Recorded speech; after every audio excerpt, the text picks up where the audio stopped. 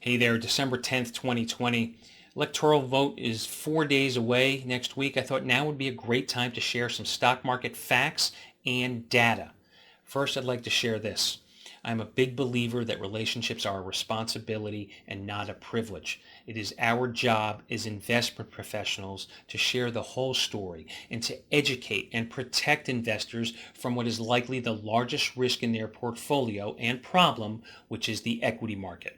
All right, let's take a look at some charts and some data. Here, simply the S&P 500 chart. I went back to 1993, which is the beginning of my investment career. Clearly, over time, the market goes up.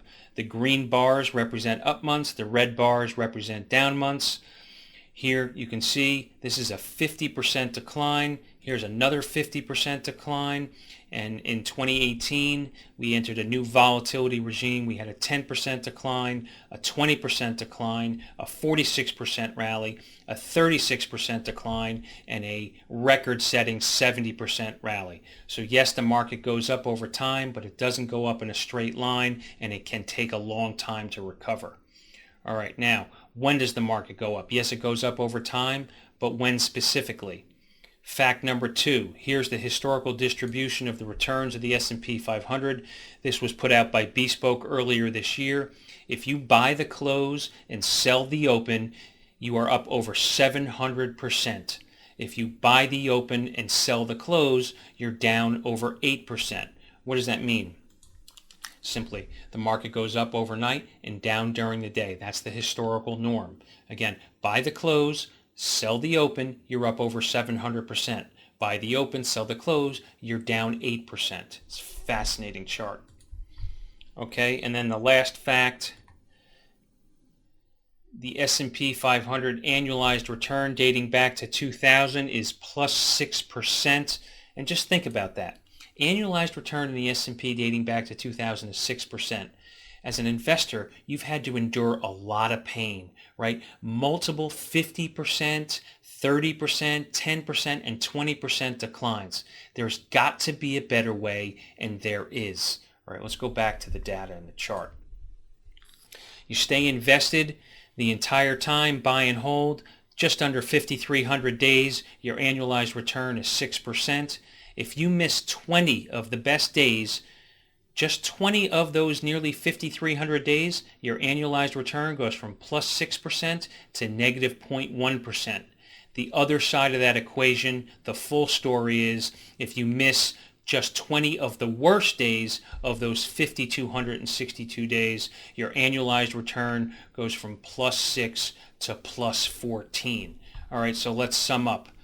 Historically, the market goes up over time. The red arrows, or excuse me, the red bars are risks that need to be managed and also an opportunity to profit. So fact 1, stock market goes up over time and it moves in 2 directions. Fact 2, when does it move higher? It moves higher overnight and down during the day. And fact 3, missing the worst days matters more than missing the best days. If you have any questions, feel free to reach out. The 3D Capital team has over 100 years worth of experience, and we care about one thing and one thing only, and that's helping you profit from stock market declines and make the stock market a better investment. Feel free to reach out if you have any questions, and I hope this helped. Hey there, good morning. Friday, December 11th, 2020. I've been managing risk one day at a time for nearly 30 years. Our systems at 3D Capital are looking at decades of data and statistical significant patterns that are logical, symmetrical, and persistent. That includes looking at what I call the global relay race.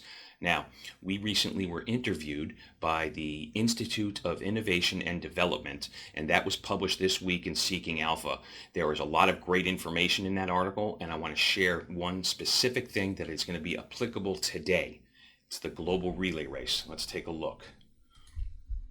Okay, this was the article, A Different Approach to Equity Risk Management, that was published this week. And if you scroll down, you'll see in here I mention the global relay race and shared a link.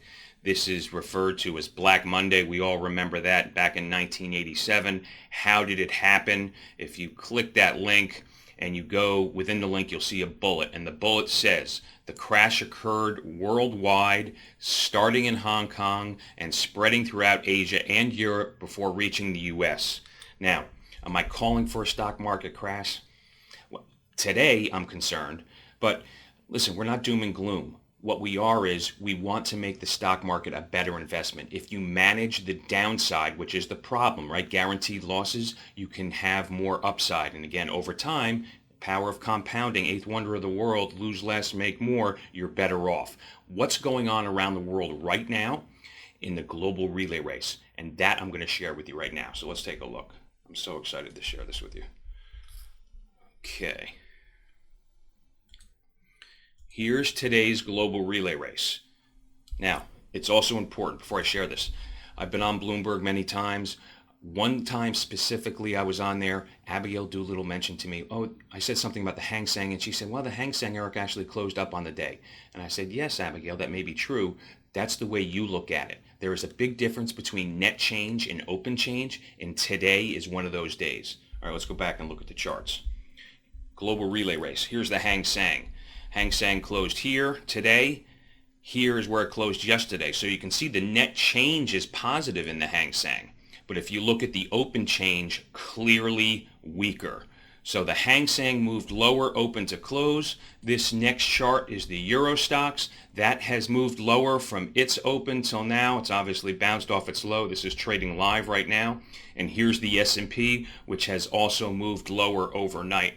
And again, it doesn't get more logical than where the sun rises and where the sun sets, right? Rises in the east, sets in the west. The trade day, the investment day starts in the Far East. You have to look at the markets. There are statistically significant patterns in Asia and in Europe that influence what happens in the US. Today could be one of those days. If you have any questions, feel free to reach out. We are here to do one thing, and that's help protect the buy and hold stock market investor. Let me share one more chart with you, actually. This is the S&P 500. It is at all-time highs. It's rallied 70% in the last 8 months. Now, there are things that are saying, oh, you know, the Warren Buffett indicator is saying that the market's more overvalued now than it was prior to the three largest declines in the last 30 years. A 51% decline, a 58% decline, and a 36% decline. We also had a key reversal, by the way, which I posted on my LinkedIn page. You feel free to reach out if you have any questions about that. It's pretty self-explanatory on the page. Let's go back to the chart, though, the S&P chart. This is a 50% decline, and this is a 50% decline. That's two 50% declines in less than 8 years, and it took you over 13 years to get back to even. We are not saying get out of your stocks. Buy and hold can be done better, and that's by actively managing the downside. That can provide more upside. If you like to win, and I know you don't like to lose, feel free to reach out. We are here to help the buy and hold stock market investor endure less pain and more gain. Our expertise here is managing equity market declines and managing equity market risk every day, because every day matters. I hope you found this helpful, and buckle up for today. It looks like it's going to be a turbulent one.